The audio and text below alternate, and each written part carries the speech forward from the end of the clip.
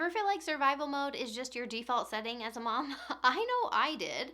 I would wake up already exhausted, checklist running through my head, feed the kids, clean the kitchen, try to stay pleasant.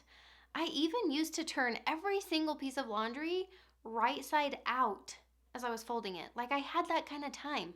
Honestly, I felt more like a maid and a referee than a mom. But here's the crazy part. It wasn't another routine or chore chart that finally pulled me out of it. It was one simple brain trick that I am calling my mom cheat code. And once I started using it, it was like I stepped out of survival mode overnight.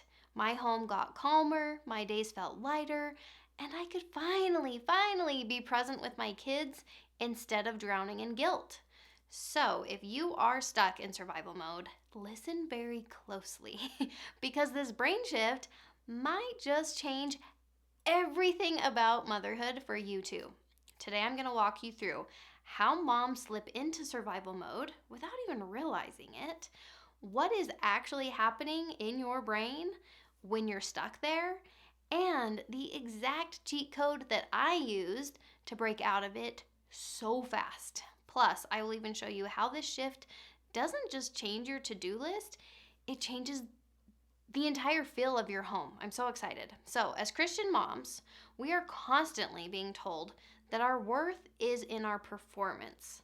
How clean our house is, how many things we get done in a day, how well behaved our kids are. But deep down, we know that motherhood isn't just a checklist, it's a calling.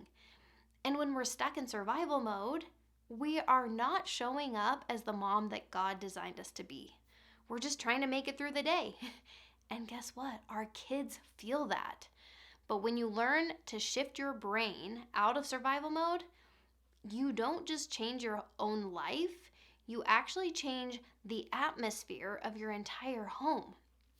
If we haven't met yet, I'm Cassie, certified life coach, mom of 3 kids. I have been a stay-at-home mom for 13 years now. This is not just theory to me, it's my life. I used to think that if I just followed all the good mom checklists, the meal plans, the parenting books, the cleaning routines, then I would finally feel like I was doing it right. But all it did was completely burn me out. I remember crying in the laundry room. Have you ever done that? Like crying some random place, just wondering, like, if this is the life I prayed for, why does it feel so hard? And the truth is, I had the dream, but not the mindset to enjoy it. I always wanted to be a stay-at-home mom. I know not everyone is that way. I did. I grew up wanting to be a mom. When someone would ask me, what do you want to be when you grow up? I would say a stay-at-home mom and a piano teacher. That was my plan, and I was sticking to it. I babysat throughout my entire childhood. I got my degree in human development to prepare me for being a mom. I did all the things leading up to this dream life, being the stay-at-home mom. And here I was, years into the journey and wondering like, oh my gosh, I thought this was going to be amazing.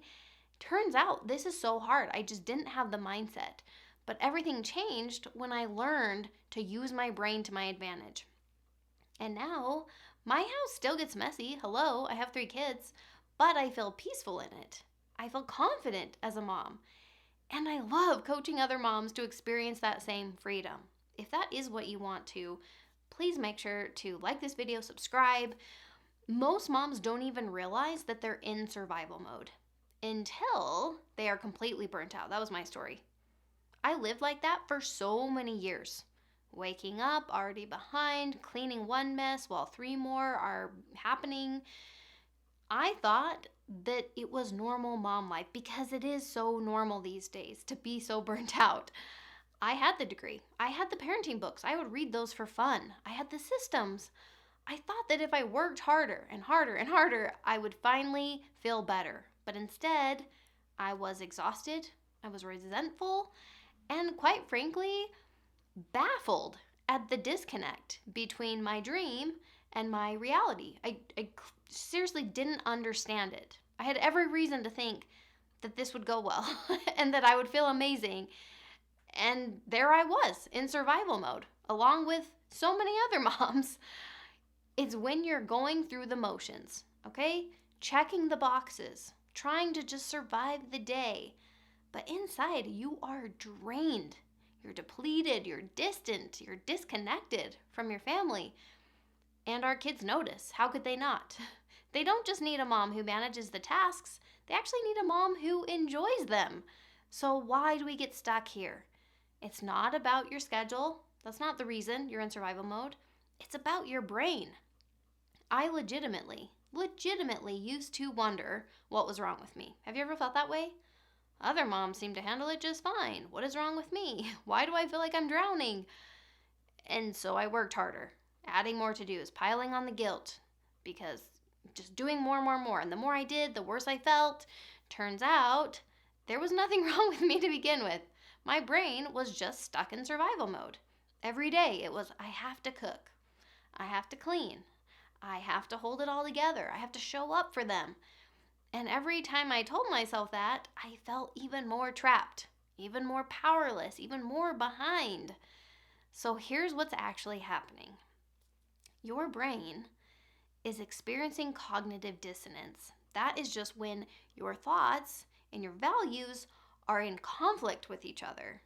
So here your brain is saying, I have to do it all perfectly right now. That's what my brain says to me anyway.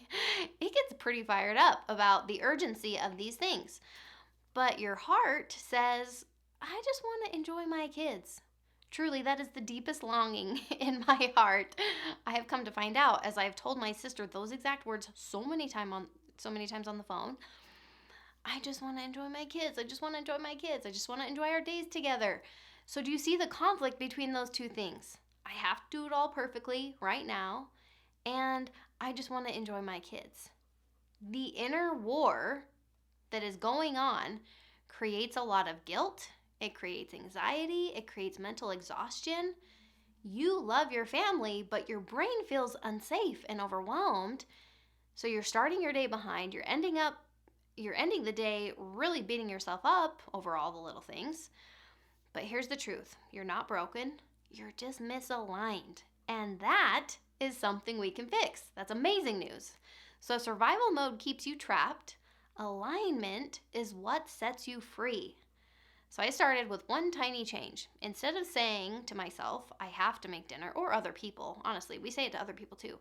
Instead of saying I have to make dinner, I just started saying I choose to make dinner. That doesn't mean I always loved cooking. It doesn't even mean that I always wanted to cook. But because feeding my family is part of my stewardship. And if I'm being totally honest, selfishly, I like eating good food. And so therefore, all those reasons, I'm choosing to make dinner. So the simple shift between I have to and I choose to, that reframe grounded me in my values. Suddenly I wasn't being just dragged along by my to-do list. I was actually choosing it. And my brain calmed down. Here is why that works. Alignment creates safety. So when you flip from I have to I choose to, your brain shifts from panic to peace. Your nervous system settles down. Your mindset shifts from victim to empowered. It's not about loving chores, okay? It's about living in line with your purpose and recognizing that you do have a choice and you're making that choice from your values. And so then it's easier to own that choice. But then I took it one step further, okay? So I grabbed a notebook and I wrote down everything I thought I had to do. So I'm sure you can imagine it was like a mile long. Homemade meals, fold laundry perfectly, keep the house spotless, answer texts immediately, be 100% available at all times, not just for my kids, but for my husband, never forget anything, be prepared with any item that my family could ever possibly need. Okay, I could go on, but I will spare you the details. Just no wonder I felt like I was drowning. That's the point. And then I did something radical because that is what I tend to do. I started crossing things off the list. Okay, I challenged all the lies and I rewrote the rest. Okay, I choose to because, and that right there is the mom cheat code. You don't need to delete everything from your life. You just need to reclaim the why. And that's why your brain relaxes. That's when survival mode finally breaks. And that's when your home starts to feel like home again. Now, I know what you might be thinking because the red flags are just going crazy. Cassie, are you saying that we should just stop doing our job? No, I'm not saying that. I'm just saying that you get to define what your job actually is. Um, Culture, society, we have all these pressures that have formed these beliefs that we should do X, Y, and Z. Probably includes a sourdough starter, probably includes owning an apron, okay? And you have to ask yourself, does God really care about those things? And are those the things that I really feel anchored in my purpose? I personally live by a few values. So I think feeding everyone is important. Okay, nourishment over perfection for sure. Ensuring safety.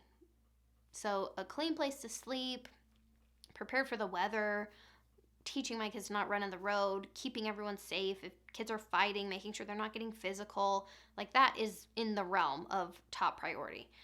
Another one would be offering connection. That's important to me. I really value that. All the small moments in my day with my kids count.